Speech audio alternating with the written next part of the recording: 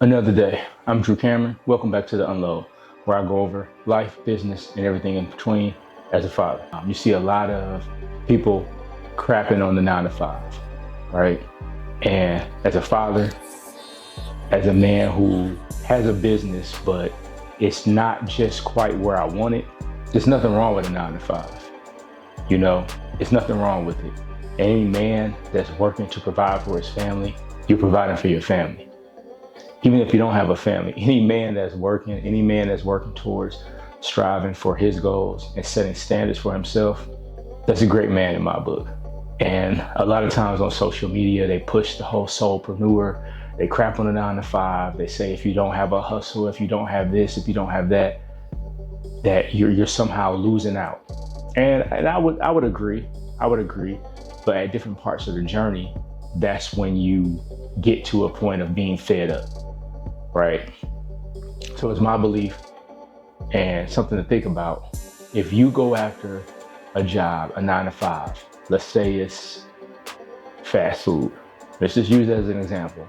And your goal one day is to be some kind of great chef, a cook, have a food truck. Then when you work at that fast food business, let's say Taco Bell, it's important for you to be the best worker at Taco Bell that you could imagine. Why? Because if you learn everything that you can about the food industry on that level, when you open up your food truck, it'll be that much more successful because you paid attention to all the nuances of what they did. I recommend, and it's something to think about, that if you have a position, you have a goal, you have a skill set, and you're not comfortable going out and starting as an entrepreneur, make sure whatever job you get, you make sure it falls within that skill set. So that way you can gain valuable skills from a system that's already working.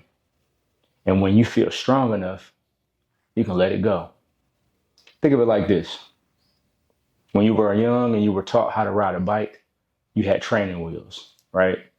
And those training wheels allowed you to get the balance, to get the rhythm down, to be able to see the road, to be able to see the distances, to be able to go on your small journey. But without the training wheels, you would have failed multiple times. You would have probably learned how to ride a bike.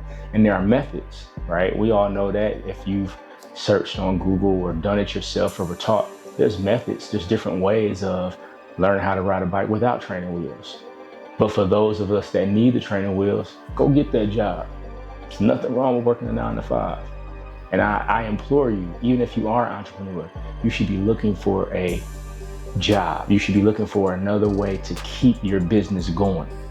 If you think in 10, 15, 20 years of me being an entrepreneur, I ain't never had a job, you crazy. You crazy. Because that's what keeps the business afloat at times. Not all the time. Sometimes you can double down. Sometimes you can do different things. It's not a matter of settling. It's not a matter of giving up. It's a matter of not giving up. It's a matter of a no excuse mentality, being sure that you're going to do what you can, no matter what, to accomplish that goal. Here are the benefits of a 9 to 5, right? The benefits of a regular job: you got regular income, you got sick pay, you got a pension, right? And you have benefits. Those are all things, especially if you have a family, that you need. And so that takes the burden off of the pressure of being concerned with taking care of your responsibilities as a mother-loving man, right? So like I said, don't let anybody crap on you about having a 9 to 5, or if you haven't figured it out and you don't want to be an entrepreneur. Some people ain't built for entrepreneur. Let me tell you this. If everyone's an entrepreneur, then no one will be, right?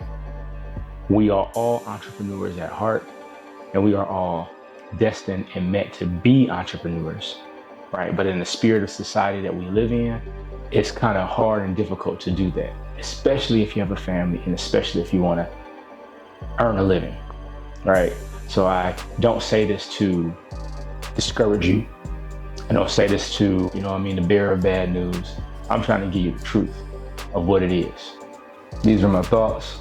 This is what I was thinking about, and this is what I wanted to put out.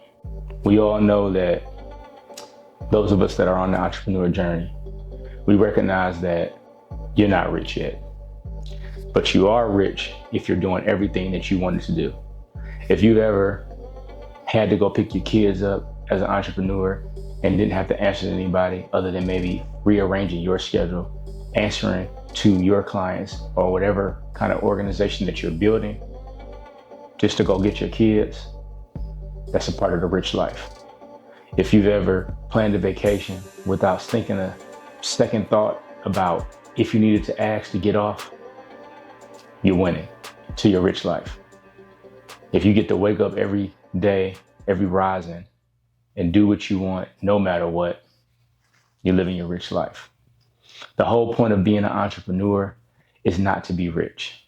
That is a plus, that is a bonus. The whole point of being an entrepreneur is so you can control 100% of your time. That's it.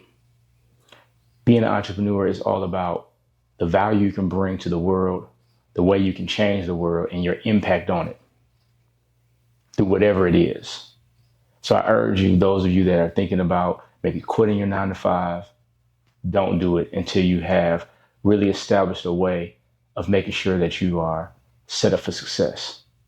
Save your money. Make sure you have 6 months worth of money set aside. And this is me planning and telling you properly what I believe. It's something to think about. Some people jump off the porch, no plan, no nothing, and it works. Do what works for you. Do not take my advice. Take it with a grain of salt. I'm telling you what I did. I'm telling you what works. Making a plan and executing it.